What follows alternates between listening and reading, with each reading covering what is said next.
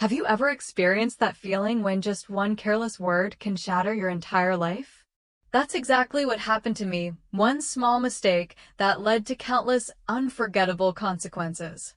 I'm Anna, and this is the story of my marriage, love, betrayal, and my journey to find myself again. Join me as I reveal the truth behind those perfect social media pictures, where things aren't always as they seem. You know that feeling when something so small, just one tiny slip of the tongue, ends up burning your entire life to the ground? Yeah, that's what happened to me. That's all it took. But I guess I should start from the beginning before everything went sideways, back when I thought I had it all figured out. I'm Anna, 29, living in Connecticut where nothing exciting ever happens unless you make it happen yourself, and trust me, I made plenty happen. But let me tell you about James first, my husband, well, soon-to-be ex-husband. God, that still feels weird to say. We met at Ultimate Fitness, where I was working as a personal trainer. He wasn't like my usual type, you know, the guys who spend more time flexing in the mirror than actually lifting. James was different. He'd come in early mornings, do his routine without showing off, and actually listen to my form corrections instead of trying to mansplain fitness to me like most guys did. I noticed him checking me out during my group classes, but he wasn't creepy about it. When he finally asked me out, it was after a morning session, all sweaty and honest. No pickup lines, no games, just, would you like to grab coffee sometime? It was refreshing, honestly. James was 33, already established in his career managing a furniture store chain, and had actual goals. Like, he wasn't just talking about what he wanted to do, he was actually doing it. He had plans to own his own franchise within 6 years, had his finances together, and didn't live with roommates. After dating guys who couldn't even commit to dinner plans, it was like finding an adult in a sea of boys. Our relationship moved fast, like really fast. Within a year, we were married in this cute ceremony at his parents' lake house. Everyone said we were perfect together. James's stability balanced out my spontaneity. His parents adored me, especially since I shared their entrepreneur spirit. They even helped us with the down payment on our starter home, this cozy 3-bedroom in a nice neighborhood. The first 2 years were like a dream. James supported me when I decided personal training wasn't cutting it anymore. I wanted something more challenging with better money and room to grow. When I landed the pharmaceutical sales job, he was more excited than I was. Took me shopping for my new work wardrobe, helped me practice my sales pitches, everything. But here's the thing about dreams. You eventually wake up. The routine started feeling suffocating. Wake up, kiss goodbye, work, dinner, Netflix, sleep, repeat. James was spending more time at the store, talking constantly about expansion plans and profit margins. When we did go out, it was always with his work friends discussing business strategies over mediocre appetizers at chain restaurants. I started making excuses to skip these dinners, training for the new territory, I'd say, or conference calls with the West Coast team. James never questioned it. He trusted me completely, which, looking back, makes everything so much worse. My job in pharmaceutical sales opened up a whole new world. Suddenly, I was traveling for conferences, meeting people who didn't talk about furniture inventory all day. The money was better too, way better. I could finally buy the things I wanted without James's lectures about budgeting and emergency funds. That's when things started changing between us, small things at first. I'd come home excited about landing a big account, and James would just nod, distracted by spreadsheets on his laptop. Or I'd suggest a spontaneous weekend trip to Miami, and he'd talk about saving for his franchise plans instead. It was like we were speaking different languages. I started working later, volunteering for extra training sessions and regional meetings, anything to avoid another night of James's business talk or watching him fall asleep on the couch by 9. My colleagues became my new social circle. They understood the rush of closing a big deal, the thrill of competition. They lived for the now, not 5 years down the road. Looking back, I can see the warning signs. How I stopped sharing details about my day with James, how I'd get irritated when he asked about my schedule, how I started dressing up more for work than for our date nights. But at the time, I told myself it was normal. Every marriage goes through phases, right? James noticed something was off in his own way. He started trying harder, booking dinner reservations, suggesting weekend getaways. But by then, I was already pulling away. His efforts felt like too little, too late.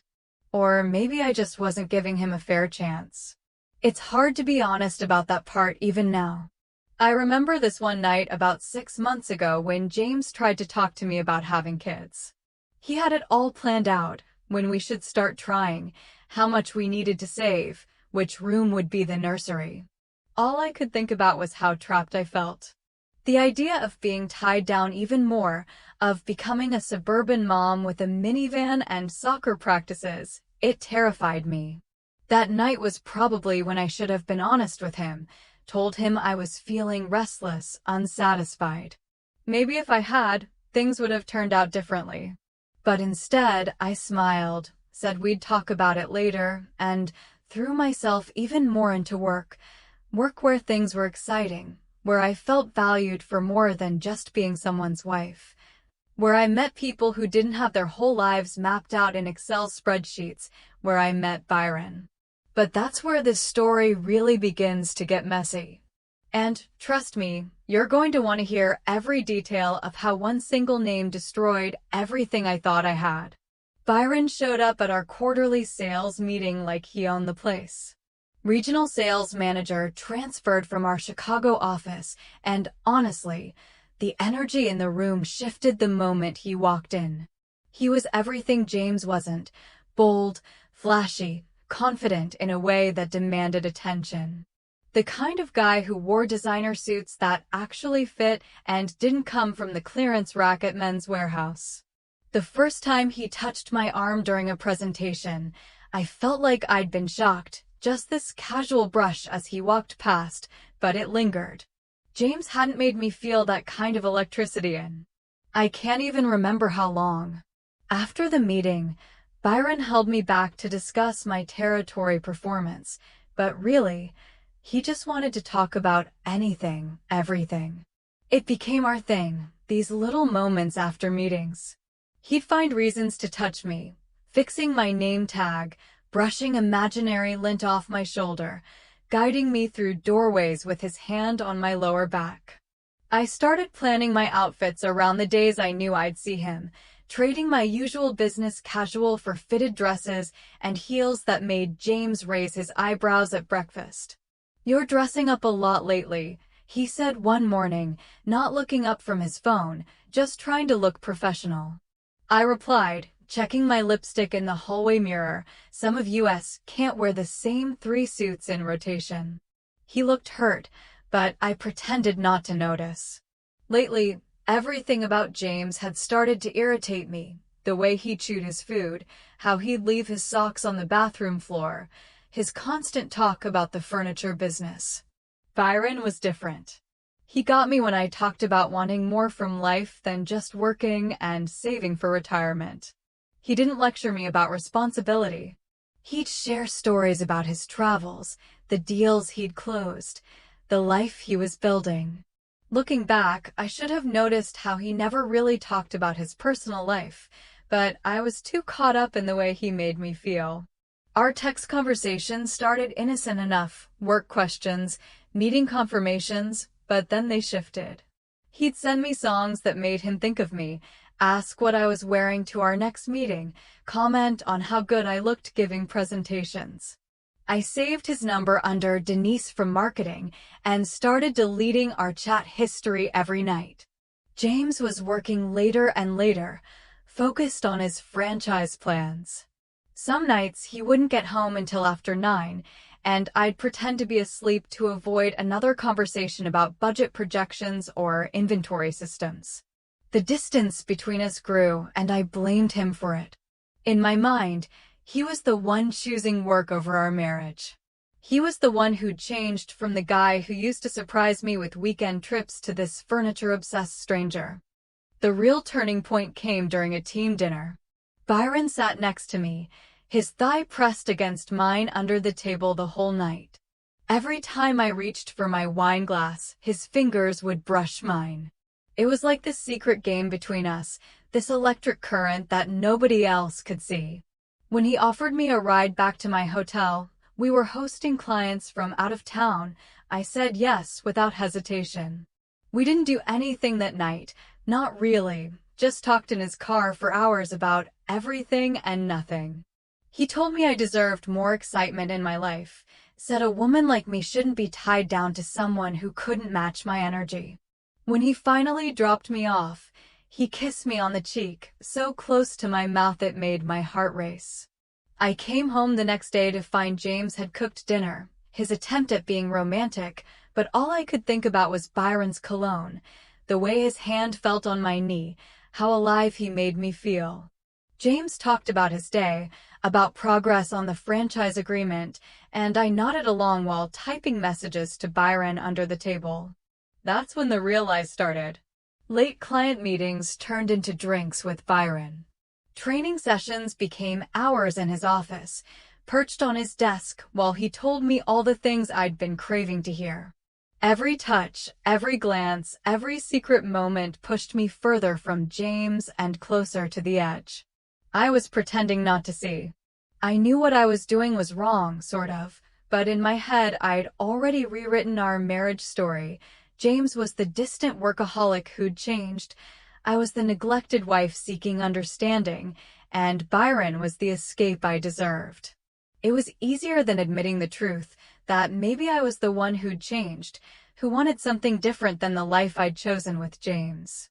But reality has a way of catching up to you, and mine was about to come crashing down in the most spectacular way possible. The Boston conference was where everything changed. 3 days away from home, staying at this fancy hotel with an expense account and no one watching my every move, Byron made sure we were both assigned to the same training sessions, same dinner groups. By the second night, after too many cocktails at the hotel bar, I followed him up to his room. I'd love to say I felt guilty immediately after. That's what a good person would feel, right? But I didn't. I felt alive. Byron knew exactly what to say, how to touch me, how to make me forget about everything waiting for me back home. We barely made it to our morning sessions, and I didn't even care who noticed. When I got back home, James was waiting with flowers and takeout from my favorite Thai place. He missed me, he said, wanted to hear all about the conference. I fed him some boring stories about pharmaceutical presentations while deleting texts from Byron under the table. That night, when James tried to kiss me, I said I was too tired from traveling. The next few months became this crazy juggling act. Byron. And I started taking long lunches at hotels near the office. I'd tell James the first had evening training sessions, then spend hours in Byron's apartment. The lies got bigger, bolder. I bought a second phone, started keeping a change of clothes in my car. The thrill of sneaking around just added to the excitement. Byron knew exactly how to keep me hooked. He'd ignore me for days, then flood me with attention, send me expensive gifts I had to hide from James, show up at my sales meetings looking irresistible, then act completely professional. It was like this addictive game that I couldn't stop playing. I started picking fights with James over nothing. His chewing was too loud. He spent too much time at work. He never surprised me anymore. Looking back, I was trying to justify what I was doing, make James into the bad guy so I could feel better about my choices. But James just tried harder, started coming home earlier, suggesting date nights, asking about my day. It only made me feel worse, which made me meaner. Then came that night. That stupid night that ruined everything. James had actually made an effort, cooked dinner, bought wine, even lit candles. He was being sweet, attentive, everything I'd been complaining he wasn't. Maybe it was guilt, or maybe the wine, but I let him lead me to our bedroom. Everything was fine until it wasn't. One moment of weakness, of not paying attention to the walls I'd built between my two lives, and I moaned out Byron's name instead of James's. The silence that followed was deafening. James froze. I froze. The whole world seemed to stop spinning for a second. What did you just say? James's voice was so quiet, so controlled. It scared me more than if he'd yelled. Baby, no, I didn't. You misheard. I scrambled to sit up, to explain, to lie, anything to erase the last 30 seconds. Who is Byron? The way he said the name, like it was poison in his mouth, made my stomach drop. I watched James get up, put his shirt back on with mechanical movements. His hands were shaking. He's nobody. A colleague. You're imagining things. The lies felt clumsy, desperate. A colleague. James's laugh was hollow. A colleague you think about while we're in bed together? I tried everything, tears, anger, gaslighting. Told him he was being paranoid, that he worked so much he was creating problems in his head, that he was just insecure. But James wasn't saying anything. He just started getting dressed, his movements slow and deliberate, like he was underwater. Where are you going? I asked when he grabbed his keys. To think. Don't wait up. He didn't slam the door when he left. Almost worse, he closed it quietly, carefully, like he always did. I sat there in our bed, in our house, surrounded by the life we'd built, and felt everything starting to crumble. I called Byron immediately, but he didn't pick up. Sent him a dozen messages about what happened. His response when it finally came hours later was just 4 words: handle your own mess. That's when the real panic set in. James wasn't answering my calls or texts. I had no idea where he'd gone or what he was doing. And somewhere in the back of my mind, a voice was whispering that maybe, just maybe, I'd finally gone too far. James came home the next morning looking like he hadn't slept. I tried to act normal, made his favorite breakfast, but he just stared at his coffee like it held all the answers he was looking for. When he finally spoke, his voice was different, colder. I want to see your phone. My heart stopped. What? This is ridiculous. James, you're being controlling. Controlling, he laughed, but there was no humor in it. You moan another man's name in our bed, and I'm controlling for wanting to see your phone? I clutched my phone tighter, mind racing. Byron's messages were deleted, but there were still calls, calendar entries, little breadcrumbs I hadn't thought to cover up. This is insane. I'm not giving you my phone. I have client information on here, confidential work stuff. James just nodded like I'd confirmed something for him. He got up, grabbed his keys again. I'm going to work. Maybe you can use this time to decide if I didn't care who I hurt. James just shook his head and walked out. Byron's parting shot. By the way, Anna, I'm transferring to Arizona next month. Fiancé got a great job offer there. It's been fun though. Everything unraveled fast after that. Word got around the office about the confrontation. Suddenly, people who used to eat lunch with me had meetings when I asked to join them. My sales numbers started dropping because doctors' offices mysteriously preferred other reps. I tried everything to save my marriage, tears, promises, even suggested counseling, but James had changed. The warm, caring man I married was gone, replaced by someone who looked at me like I was a stranger. A disappointing stranger. You know what's funny? He said one night while packing his clothes. I kept blaming myself. Thinking I worked too much, wasn't romantic enough, didn't give you enough attention. But that wasn't it, was it? You just didn't care who you hurt as long as you got what you wanted. The worst part, he was right. I told myself so many stories about being neglected, about deserving more excitement, about James being the problem. But in the end, I was just selfish. And now everything was falling apart, and I couldn't blame anyone but myself. That was 6 months ago. Want to know what rock bottom looks like? Try sitting in your parents' guest bathroom at 27, staring at two pink lines on a pregnancy test while your soon-to-be ex-husband's lawyer sends divorce papers to your email. Byron blocked my number the day he left for Arizona. His fiancée posted their destination wedding photos last month, some fancy resort in Cabo. They look perfect together. Meanwhile, I'm back in my childhood bedroom, listening to my mom's barely concealed disappointment every time she brings me ginger tea for morning sickness. I tried to reach Byron about the baby, called from different numbers, emailed his work address, even messaged his fiancée. All I got was a cease and desist letter from his lawyer.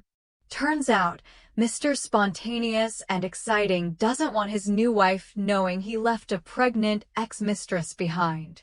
James found out about the pregnancy through mutual friends. He called, told me for the first time in months I thought maybe, but no, he just wanted to make sure I wasn't trying to claim the baby was his. I did the math, he said, his voice flat. Good luck, Anna. I mean that. But I'm done. The divorce was finalized last week. James got the house, fair enough. His parents helped with the down payment. My name's been taken off all the accounts. The furniture store franchise he was working toward got approved. There's a giant billboard with his face on it right off the highway, advertising new ownership, same great service. He's smiling in the photo, looking happier than I've seen him in years. I got fired from my sales job. Officially, it was performance-related. Unofficially? Try being a pharmaceutical rep when all the doctor's offices in your territory have heard you're the one who had an affair with the engaged regional manager, who then skipped town. Nobody wants to deal with that drama. My parents are trying to be supportive, but I can hear them arguing at night. Dad thinks I should move out of state, start fresh. Mom wants me close because of the baby. They're both tiptoeing around the fact that their daughter is going to be a single mom whose baby daddy is married to someone else in Arizona. The worst part isn't losing James or the job or even Byron ghosting me. It's realizing that I did this to myself, all of it. James wasn't perfect, but he loved me. He was building a future for us while I was throwing it away for someone who saw me as nothing more than a fun distraction. Last night, I saw on Facebook that James is dating someone new. She owns a bakery downtown, one of those cute places that does artisan breads and fancy wedding cakes. They looked happy in the photo. Her flower-covered apron pressed against his suit as he kissed her cheek in front of her shop. We're all mutual friends. I liked the post. Several commented about how good they looked together. I shut down my social media after that. Couldn't take seeing everyone move on with their lives while mine feels stuck in the mess I created. The baby kicks sometimes now, and each time it happens, I think about how different this should have been. How this should have been James's child, planned and celebrated, not a reminder of the biggest mistake of my life. Someone told me James is planning to expand his franchise to 3 more locations next year. Meanwhile, I'm applying for re-jobs because it turns out no one wants to hire a pregnant woman who got fired from her last job for performance issues. I've got about 4 months left before the baby comes and no idea how I'm going to manage. Byron's wife, still weird to say that, posts these perfect photos of their life in Arizona, their house with a pool, their matching Teslas, their weekend trips to Sedona. Sometimes I wonder if she knows about me, about the baby. Probably not. Some secret stays buried, I guess. You know what's funny? I used to think James was boring, too focused on furniture and finances. Now I'd give anything for boring, for stability, for someone who comes home every night and talks about inventory systems. Instead, I'm reading books about single parenting and trying to figure out how to afford a 1-bedroom apartment on a receptionist's salary. They say karma comes back around. I just didn't expect it to come back wearing a maternity dress and carrying divorce papers. One slip of the tongue destroyed my marriage, but my own choices destroyed my life. And the worst part? I can't even say I've learned my lesson because I'm still not sure I'm sorry for the right reasons. Am I sorry for what I did, or just sorry I got caught? Sorry I hurt James, or just sorry my life fell apart? I guess I'll have plenty of time to figure that out in my parents' guest room, watching my stomach grow with a baby whose father is living his best life with his new wife in Arizona while my ex-husband builds his empire with his baker girlfriend. Turns out, exciting isn't all it's cracked up to be. Life doesn't always go as planned. I lost so much love, trust, and now I face a challenging new future. But I believe every mistake is a valuable lesson that helps us grow stronger. Thank you for being here and listening to my story. If you're going through a tough time, remember you're not alone, and there's always a chance to start over. See you in the next story.